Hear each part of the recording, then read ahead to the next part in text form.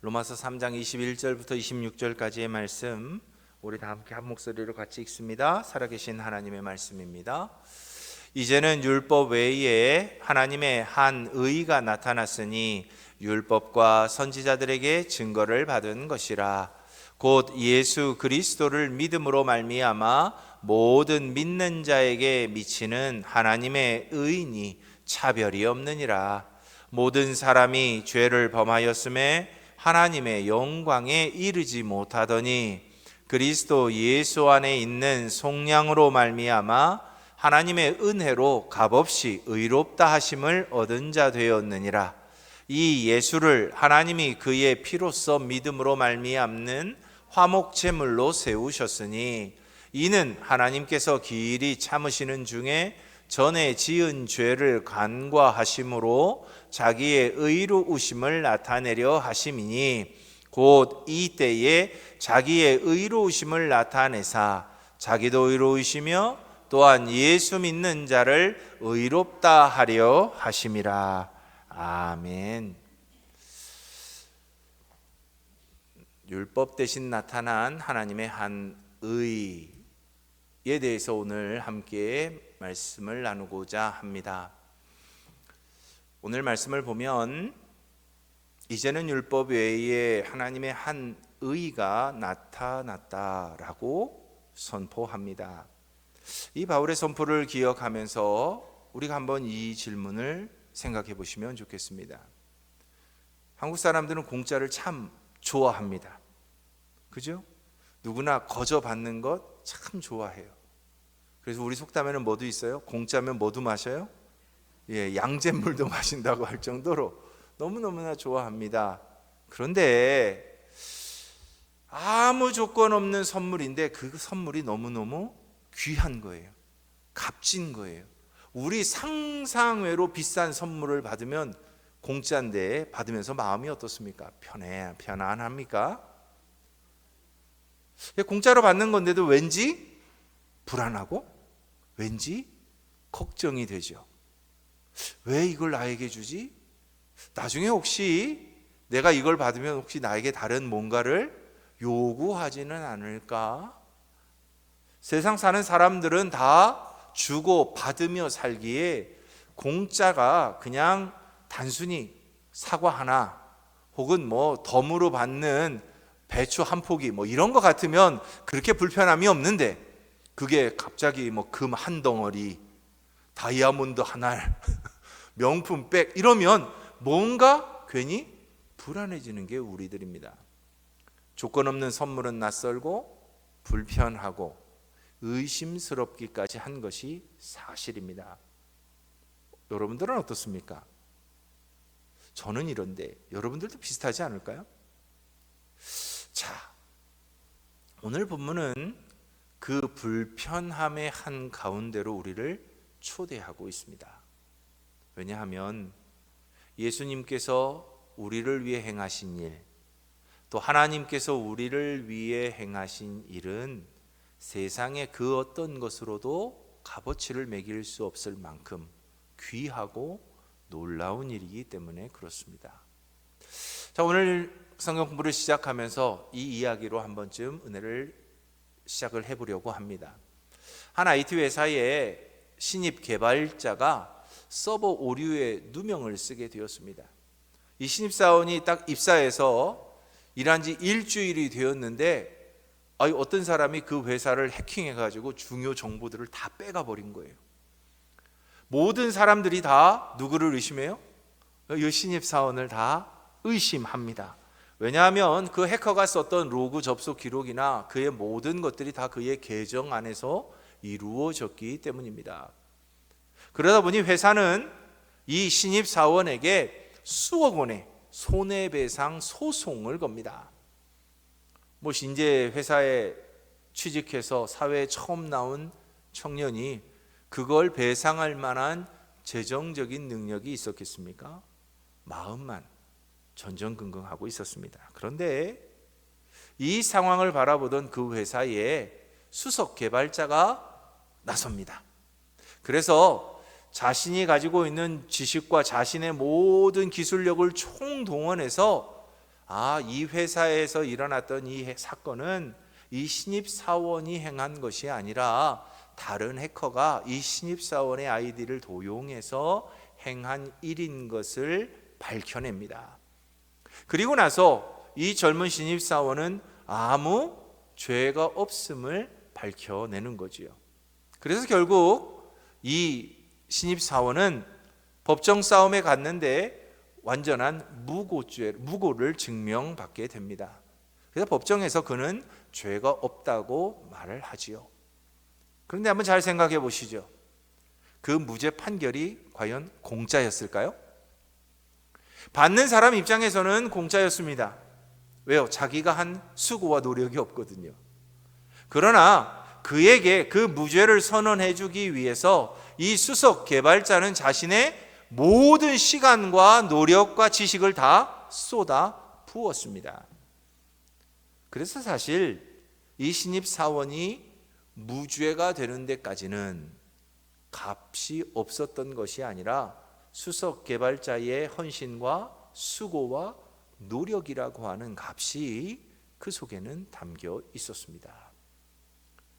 이것이 바로 우리에게 주어진 칭의이고 복음입니다. 왜냐하면 우리는 예수 그리스도를 통하여 값없이 복음을 받았습니다. 예수 그리스도를 통하여 값없이 의롭다 하심을 받았습니다. 마지막 주님의 하나님의 법정 아래서 우리에게는 더 이상 죄가 없다라고 하는 무죄 선언을 받았습니다. 그걸 위해서 우리가 한 것은 아무것도 없습니다. 왜냐하면 그 일은 오직 하나님께서, 예수님께서 행하셨기 때문입니다. 자, 그렇다면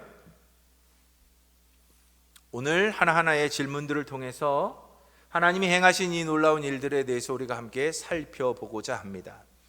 오늘 하나님의 말씀을 보면 율법 외에 무엇이 나타났고 이것은 갑자기 생겨났던 것일까요?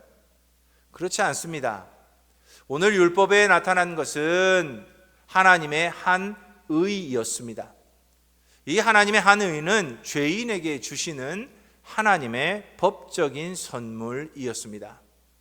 쉽게 말하면 우리들은 여전히 죄인입니다. 23절의 말씀처럼 모든 사람이 죄를 범하였음에 하나님의 영광에 이르지 못한 것이 우리의 실존이었습니다. 우리는 모두가 다 죄로 인하여 죽을 수밖에 없었고 하나님의 법정에서 우리의 죄는 낱낱이 다 드러났습니다. 그럼에도 불구하고 하나님은 그 재판정에서 우리에게 너는 무죄하다라고 선언하십니다. 왜요? 율법 외에 하나님의 한 의가 나타났는데 그 의가 우리에게 온전히 선물로 주어졌기 때문입니다. 우리는 바뀌지 않았지만 우리를 새롭게 덮어버린 그 하나님의 한 의는 우리로 더 이상 죄의 노예가 되지 않게 했고 죄로 인한 심판을 받지 않게 했습니다. 이것이 바로 하나님이 우리에게 주시는 선물로 주신 하나님의 한 의입니다. 그런데 이 하나님의 한 의는 갑자기 나타난 것이 아니라는 겁니다. 바울의 고백에 따르면 율법과 선지자들에게 증거를 받았다고 말하고 있습니다. 율법은 모세우경을 말합니다. 선지자는 그 외에 다른 구약의 선지서들을 의미합니다. 쉽게 말하면 구약 성경 전체의 증거를 이미 하나님께서 우리에게 보내신 이 한 의는 증명되었다는 것입니다. 율법과 선지자로 증명된 하나님의 한 의, 그렇다면 그건 뭘까요? 그건 바로 예수 그리스도입니다. 예수님께서 이 땅에 오시는 그 모든 과정과 절차는 그저 하나님의 기분에 따라서 이루어진 일이 아닙니다.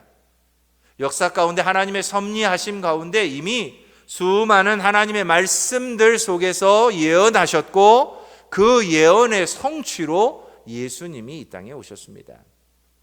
그래서 율법과 선지자들에 의해 증거를 받으신 분, 그분은 바로 예수님이시고 그 예수님이야말로 우리로 무죄, 하나님의 재판정에서 무죄라고 하는 선언을 받게 하는 하나님의 한 의가 되었던 것입니다. 사랑하는 성도 여러분, 우리도 똑같습니다. 우리도 예수를 믿고 있지만 그렇다고 우리가 정말 깨끗하고 완전한 사람일까요? 그렇지 않습니다. 우리는 여전히 죄 가운데 살고 있고 우리의 죄성은 여전히 남아 있습니다. 다만 하나님이 바라보실 때에 예수 그리스도의 십자가의 그 보혈로 인하여 우리는 하나님으로부터 너는 의로운 사람이라고 인정을 받는 것뿐입니다. 그런데 우리는 가끔씩 착각하지요. 우리는 세상 사람들보다 의롭다고 착각합니다. 아니요. 우리가 착한 사람이라 의로운 것도 아니고 예수를 믿어서 의로운 것도 아닙니다. 하나님이 우리에게 덧입혀 주신 예수 그리스도로 인하여 우리는 의롭다 칭함을 받을 뿐입니다. 이것이 바로 칭의입니다. 여러분은 칭의를 받은 사람들입니다. 하나님께서 우리의 모난 모습, 모자란 모습, 여전히 세상과 접하여 살아가고 있는 우리의 그 모든 모습까지도 다 아시지만 그럼에도 불구하고 우리에게 허락해 주신 예수 그리스도를 통하여 우리를 의롭다고 인정해 주시는 것뿐이라는 것입니다.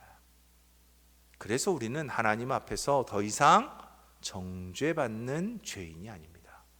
의롭다함을 입은 하나님의 사람들입니다. 마르틴 루터는 하나님을 공의의 하나님으로만 인식했습니다.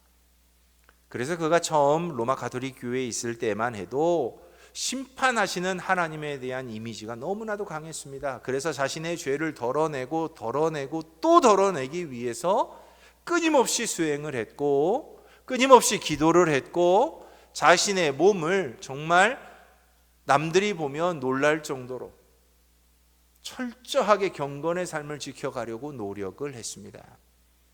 그런데 마지막 그가 깨달은 것이 뭔지 아십니까? 공의로우신 하나님이 당신의 공의를 이루시기 위해서 우리에게 값없이 한 의를 주셨는데 그것이 바로 예수 그리스도라는 겁니다. 그래서 더 이상 인간은 자신들의 힘과 노력으로, 자신들의 수고로, 자신들의 경건함으로 하나님의 의롭다함을 받을 수 없는 존재라는 것을 깨닫습니다. 그래서 오직 은혜로, 하나님의 은혜로 우리는 의롭게 됩니다. 그래서 그가 종교 개혁을 하게 되는 겁니다. 우리의 삶의 자리에서도 이 믿음의 고백은 반드시 있어야 합니다. 그렇지 않으면 우리들 스스로가 믿음의 함정, 신앙의 함정에 빠지기 때문입니다. 내가 의로워지는 순간부터, 나는 의로운 사람이라고 하는 생각을 가질 때부터 우리는 다른 사람을 평가하고 비판하는 사람이 되기 때문입니다. 기억하십시오. 우리들 모두는 다 예수 그리스도로 인하여 칭의를 받은 사람들일 뿐입니다. 이 정체성의 고백이 우리 안에 있을 때 우리는 서로를 바라보며 비판하지 않을 수 있습니다. 그 사람의 약점도, 그 사람의 모자라는 것도, 그 사람이 우리가 볼 때 아닌 것 같아도 하나님은 그에게도 예수 그리스도를 통하여 의롭다고 인정하셨기 때문입니다. 우리의 눈과 기준으로 판단하지 마십시오. 오직 판단하실 이는 하나님 한 분뿐이십니다. 그러니 내가 하나님 앞에서 칭의를 받은 사람이라고 하는 생각을 갖는 순간부터 우리는 조금 더 겸손하게 우리의 삶을 돌아보게 됩니다. 그리고 다른 이들의 삶을 바라볼 수 있게 됩니다. 그러면 우리가 그들을 비난하고 비판하는 대신 나의 삶을 그의 삶에 비추어 바라보며 더 하나님의 뜻에 합한 삶으로 바꾸어 갈 수 있는 기회를 갖게 되는 것입니다. 사랑하는 성도 여러분, 하나님은 율법으로 우리를 완전케 할 수 없다는 것을 알고 계셨습니다. 그래서 이미 우리를 의롭다 칭하시기 위해 창세전부터 예수 그리스도를 준비하셨고 때가 되어 우리에게 보내셔서 우리를 의롭다 칭하셨습니다. 이것이 하나님의 섭리였고 하나님의 구원 계획이었습니다. 이 구원 계획 안에서 우리도 구원받은 사람들이라는 것 늘 기억하며 살아가는 저와 여러분들이 되었으면 좋겠습니다. 두 번째로, 이 의는 어떻게 주어지고 차별이 있을까요? 여러분들, 죄인이 되는데 차별이 있었습니까? 아담의 죄 이후로 모든 인류는 죄에 있어서 차별이 없습니다. 남자나 여자나 아이나 어른이나 이 원죄는 차별이 없습니다. 이처럼 하나님이 우리에게 주시는 이 의는, 예수 그리스도 통해서 우리에게 주어지는 이 의는 오직 믿는 자에게 주어지는데 차별이 없습니다. 유대인이든 헬라인이든 어린이든 노인이든 많이 배운 사람이든 못 배운 사람이든 주인이든 종이든 관계없습니다. 죄가 모든 사람들에게 차별이 없이 다 있는 것처럼 하나님의 이 의롭다 하시는 이 의는 모든 사람에게 동등하게 공평하게 주어져 있습니다. 그래서 유대인이 아닌 우리도, 지금 이 시대를 살아가는 21세기를 살아가는 우리도 예수를 그리스도로 고백하면 누구나 구원을 받을 수 있는 겁니다. 하나님의 이 의롭다 하심을 덧입을 수 있는 것입니다. 사랑하는 성도 여러분, 우리 교회 안에 우리가 가장 주의하고 조심해야 할 것이 바로 이 차별입니다. 구원은 차별이 없죠. 복음도 차별이 없습니다. 누구에게는 들려줘야 하고 누구에게는 들려주지 말아야 하고 그럴 일은 없다는 뜻입니다. 성경이 모든 사람들에게 주어져서 모든 사람이 읽을 수 있는 것처럼 하나님께서 우리를 의롭다 칭하시기 위해 주신 예수는 모든 이들에게 증거되어야 하고 전해져야 합니다. 그러므로 우리의 삶의 자리에서, 우리의 신앙의 자리에서 우리 속에 있는 혹여라도 다른 사람에 대한 차별하는 마음이 생긴다면 내려놓으시기 바랍니다. 차별은 하나님의 뜻이 아닙니다. 모든 이들에게 동일한 은혜를 주시는 하나님, 그 은혜의 하나님을 오늘 본문을 통해서 우리는 꼭 기억할 수 있어야 합니다. 세 번째 질문입니다. 의롭다 하심의 근거와 대가는 무엇일까요? 오늘 하나님의 말씀을 보면 24절 말씀, 우리 다 함께 같이 다시 한번 볼까요? 성경을 24절 말씀입니다. 같이 읽어봅니다. 시작. 그리스도 예수 안에 있는 속량으로 말미암아 하나님의 은혜로 값없이 의롭다 하심을 얻은 자 되었느니라. 모든 사람이 값없이, 그죠? 값없이 은혜를 누리게 되었습니다. 우리는 하나님이 우리에게 주신 이 한 의를 누리기 위해서 특별히 지불해야 할 것이 없습니다. 우리의 선행이나 헌신이나 노력이 하나님의 의롭다 하심을 입는 조건이 되지 않습니다. 율법은 조건이 있었습니다. 율법은 우리에게 주어진 그 율법의 기준을 벗어나지 말아야 했습니다. 그것을 지켜야만 했습니다. 그래야만 하나님이 우리에게 은혜를 주시고 하나님의 약속을 이루어 주신다고 말씀하셨기 때문입니다. 고대 로마 사회도 반드시 사함을 받으면 반드시 갚아야 하는 문화였습니다. 쉽게 말하면 종이 자유인이 되기 위해서는 값을 치러야만 했습니다. 또 종이 자신의 신분의 자리를 벗어나서 새로운 신분을 얻어내기 위해서는 정말 노력하고 애쓰고 수고하고 많은 재물을 써야만 자기가 누리고 싶은 것들을 누릴 수 있었던 시대였습니다. 그러나 그런 시대에 바울은 우리에게 분명하게 말해줍니다. 복음은 다르다는 겁니다. 하나님께서 우리에게 허락하신 이 놀라운 복음은 은혜라고 하는 값 없는 하나님의 온전한 선물로 주어졌다는 것입니다. 그래서 우리는 하나님이 우리에게 베풀어 주신 이 놀라운 의롭다 하심을 얻는 칭의의 사건은 하나님의 선물입니다. 우리를 죄에서 속량하시기 위한 이 모든 것들도 하나님만이 행하셨습니다. 우리는 한 일이 없습니다. 어찌 보면 우리는 다 죄의 노예였고 그 죄의 노예로부터 노임을 받기 위해서 우리가 한 일은 없다는 뜻입니다. 출애굽을 할 때 이스라엘 백성들은 어찌 보면 하나님의 은혜로 출애굽을 합니다. 이스라엘 백성들이 뭐 한 일이 있었습니까? 마지막 유월절 지키기 위해서 양을 잡고 문설주에 피를 발랐던 것을 제외하고는 사실 이스라엘 백성들도 출애굽 시에 아무것도 한 일이 없습니다.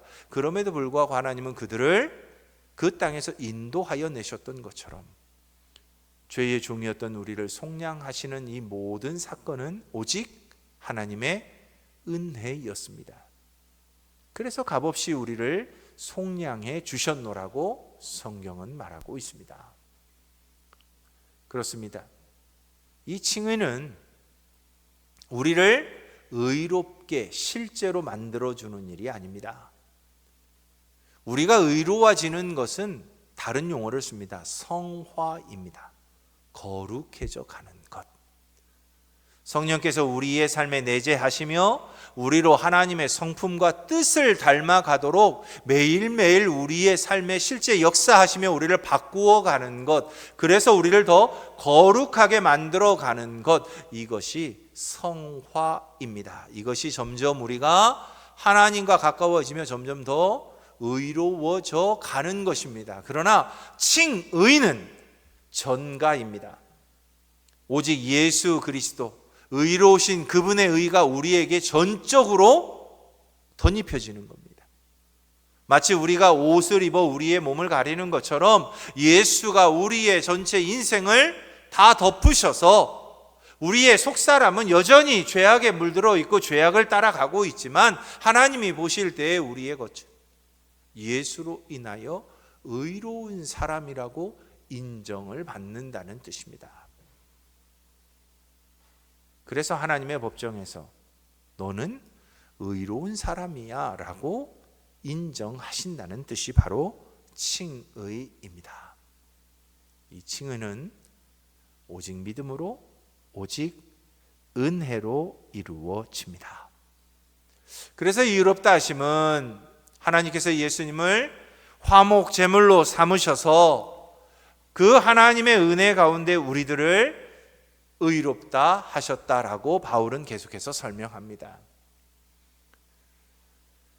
성경에 등장하는 화목 제물은 1년에 한 번 또 속죄소의 대제사장이 그 제물의 피를 들고 들어가 제단의 뿔에 그 피를 바르고 온 백성들의 죄를 속죄하는 제사를 드렸습니다. 그래서 이스라엘 백성들은 하나님 앞에서 그 자신들이 지었던 그 모든 죄를 1년 단위로 해결함을 받았습니다. 평상시에 지은 죄는 속죄제를 드리며 매일 자신의 죄를 깨달으면 언제든지 성막에 가서 성전에 가서 제사를 통해 자신의 죄를 씻었지만 생각지도 못하고 알지도 못하고 깨닫지도 못했던 그 죄악들까지도 1년에 한 번은 다 대속죄를 통해서 사함을 얻었습니다. 그리고 그들은 하나님 앞에서 그 속죄 죄를 드림으로 하나님과 화평하게 되었습니다. 그런데 구약의 이 모든 제사는 매년 반복되어야 했습니다. 그런데 예수 그리스도께서는 십자가의 예수 그리스도를 화목 제물로 삼으셔서 우리와 온전히 그 모든 죄의 문제를 한 번에 해결하셨습니다. 그래서 예수 그리스도의 십자가는 하나님의 공의와 사랑이 서로 만나 하나가 되는 곳입니다. 이제는 더 이상 우리는 1년마다 한 번씩 속죄제를 드릴 이유가 없습니다. 왜요? 예수 그리스도께서 우리의 모든 죄를 친히 십자가에서 다 담당하셨기 때문입니다. 그래서 우리가 의롭게 되는 것은 사실 예수 그리스도가 십자가에서 자신의 생명을 내어 주심으로 예수 그리스도가 자신의 몸을 그곳에 내어 주심으로 우리는 하나님으로부터 의롭다 칭함을 받게 된 것입니다. 사실 우리는 한 것이 없습니다. 그러나 예수가 십자가에 자신을 모든 것을 다 내어 주심으로 우리는 하나님으로부터 의롭다 칭함을 받는 사람들이 된 것입니다. 이제 법정을 한번 상상해 보십시오. 피고석에 한 사람이 서 있습니다. 죄목이 너무나 명확합니다. 변명의 여지도 없습니다. 그런데 그 순간 갑자기 판사가 자리에서 일어납니다. 법복을 벗고 피고인석으로 내려와 피고인에게 법복을 입혀줍니다. 그리고 스스로 피고석에 섭니다. 그 죄인의 죄를 대신 자신의 어깨에 짊어집니다. 이것이 십자가입니다. 예수가 우리를 위해 그 우리의 모든 죄를 자신의 어깨에 짊어지심으로 우리를 의롭다 행해 주시는 것. 이것이 바울이 오늘 우리에게 말하고 있는 칭의요, 하나님께서 우리를 위해 행하신 놀라운 은혜입니다. 그렇다면 이 속죄함을 받은, 이 칭의를 받은 우리들은 어떻게 해야 할까요? 딱 두 가지만 기억하십시오. 첫 번째는 하나님 앞에, 주님 앞에 빈손으로 오십시오. 구약에서는 하나님 앞에 나올 때 빈손으로 나올 수 없었습니다. 그 어떤 제사를 드리든 반드시 뭐가 있었어야 돼요? 그 손에는 제물이 있어야만 했습니다.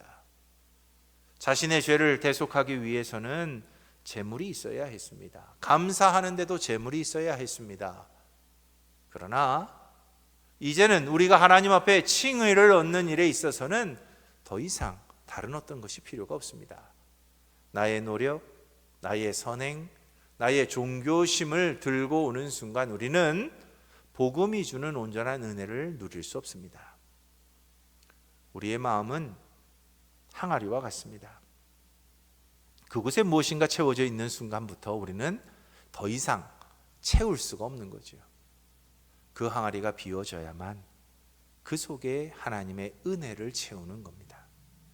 그러니 우리가 주님 앞에 나아올 때 무언가 내가 하나님을 믿고 하나님의 의를 덧입기 위해서 무언가를 해야 한다고 하는 우리의 의지적인 생각들을 내려놓으십시오.